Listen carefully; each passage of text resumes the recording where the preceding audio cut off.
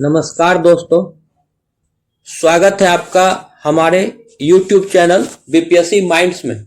आज हम लोग बिहार जाति आधारित गणना की रिपोर्ट को देखेंगे।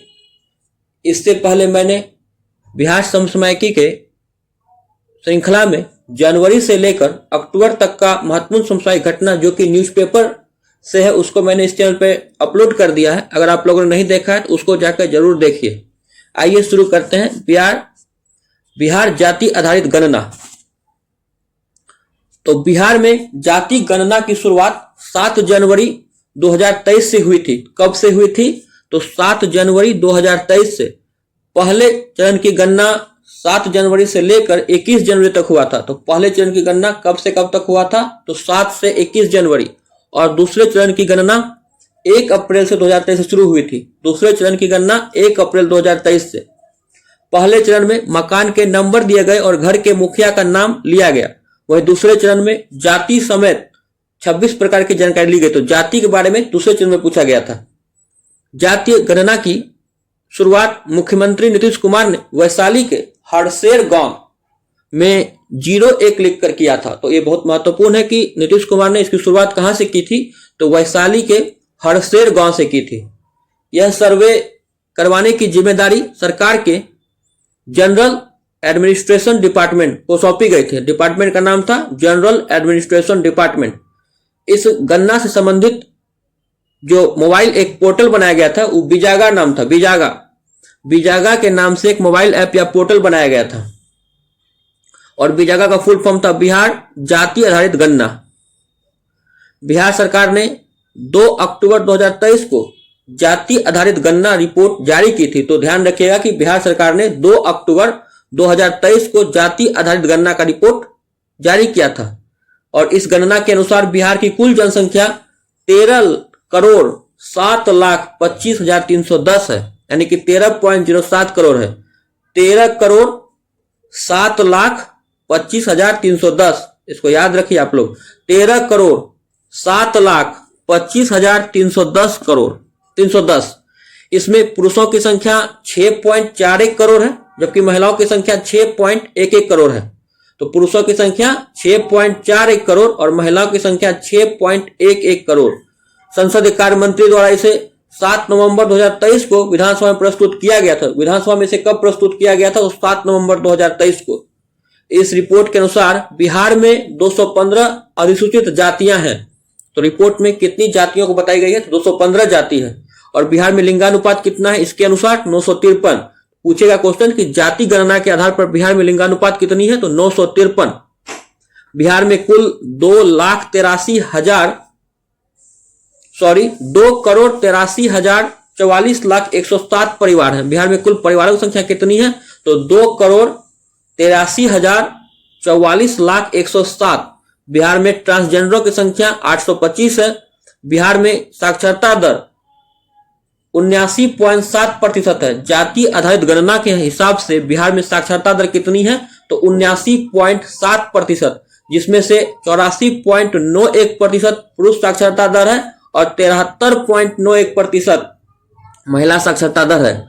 तो पुरुष और महिला दोनों में लास्ट में 91% लिखा हुआ है। पॉइंट के बाद 91 है, तो याद रखने में आसानी होगी आप लोगों को। 84.91 पुरुष साक्षरता दर है और 73.91 महिला साक्षरता दर है। बिहार सरकार ने कहा कि यह पूर्ण पैमाने पर जनगणना नहीं है बल्कि एक सामाजिक सर्वेक्षण है। यह जनगणना जो है पूर्ण पैमाने पर जनगणना नहीं है और राज्य सरकार जनगणना नहीं करवा सकते क्योंकि जनगणना जो है वह केंद्र सूची का विषय है।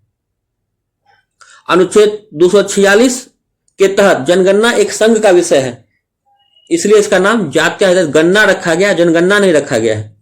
अनुच्छेद 246 के तहत जो है जनगणना एक संघ का विषय है। कोटिवार संक्षिप्त विवरणी को देखते हैं, एक महत्वपूर्ण है। कोटिवार में कौन सा? देखिए, अत्यंत पिछड़ा वर्ग बिहार में सबसे अधिक है, वह है 36.01%। अत्यंत पिछड़ा वर्ग परसेंटेज याद रखिए, जनसंख्या याद रखना मुश्किल होगा। तो अत्यंत पिछड़ा वर्ग का परसेंटेज कितना है? तो 36.01%। उसके बाद पिछड़ा वर्ग का है 27.12%, 27.12%। उसके बाद अनुसूचित जाति है 19.65%। अनुसूचित जाति 19.65%, फिर सामान्य वर्ग 15.52%, फिर है अनुसूचित जनजाति 1.68%। तो सबसे अधिक क्या है? अत्यंत पिछड़ा वर्ग, उसके बाद पिछड़ा वर्ग, फिर अनुसूचित जाति है, फिर सामान्य वर्ग है और फिर सबसे कम अनुसूचित जनजाति है। अगर बिहार में धर्म के हिसाब पर जाएं तो सबसे बड़ा धार्मिक समूह है हिंदू, जो कि 81.99% है बिहार में। 81.99% हिंदू है। फिर मुस्लिम है 17.7% मुस्लिम, फिर बौद्ध है 0.08%, फिर ईसाई है 0.057%, फिर सिख है 0.011%, फिर जैन है 0.009%। तो ध्यान रखिएगा, हिंदू सबसे अधिक, उसके बाद मुस्लिम, फिर बौद्ध, फिर ईसाई, फिर सिख, फिर जैन है। पृष्ठभूमि की बात करते हैं तो आखिरी बार सामाजिक आर्थिक जाति जनगणना के रूप में जाति जनगणना 1931 में आयोजित किया गया था। तो ध्यान रखिएगा कि आखिरी बार जो है सामाजिक आर्थिक जाति जनगणना कब आयोजित हुई थी? 1931 में आयोजित हुआ था। और आजादी के बाद अगर बात करें तो 2011 में भी सामाजिक आर्थिक जाति जनगणना हुई, लेकिन जातिगत आंकड़े जारी नहीं किए गए थे। यह जनगणना 2011 में भी हुई थी, लेकिन इसके आंकड़े जारी नहीं किए गए थे।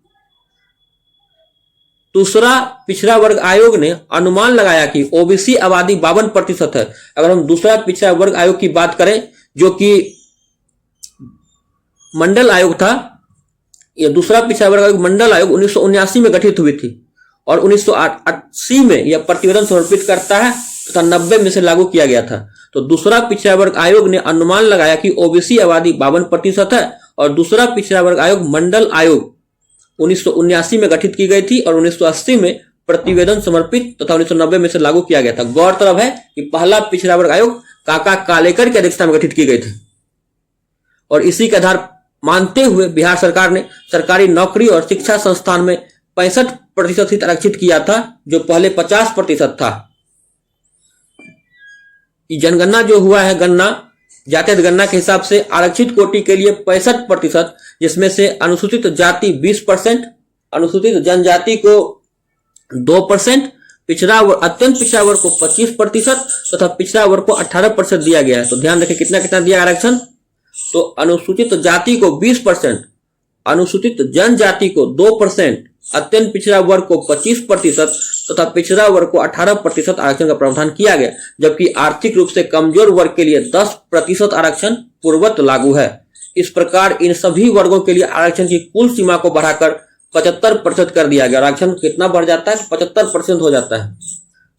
और राज्य सरकार ने सभी सरकारी सेवाओं संवर्गों के पदानुक्रम में दिव्यांगजन कर्मियों के लिए पदोन्नति में 4% क्षैतिज आरक्षण उपलब्ध कराए जाने का निर्णय लिया है। तो दिव्यांगजन को कितना प्रतिशत आरक्षण दिया गया है? 4%। अब आरक्षण जो बढ़ा 75% हुआ, इसमें सरकार के खिलाफ पटना उच्च न्यायालय में याचिका दायर की गई थी।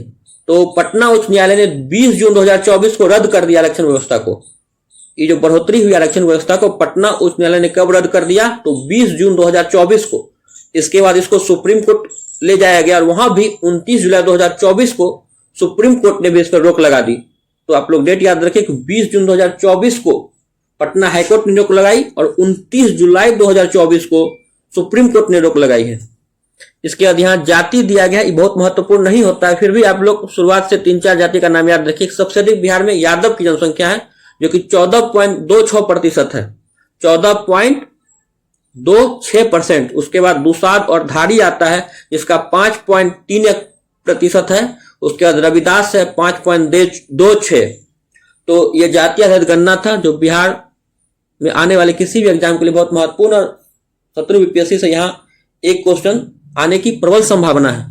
अगर आप लोगों को यह वीडियो अच्छा लगे तो आप लोग इस चैनल को जरूर सब्सक्राइब कीजिए और चैनल को शेयर भी कीजिए और बेल आइकन को दबाइए कि आने वाले किसी भी वीडियो का नोटिफिकेशन आप तक पहले पहुंच सके। वीडियो देखने के लिए बहुत बहुत धन्यवाद।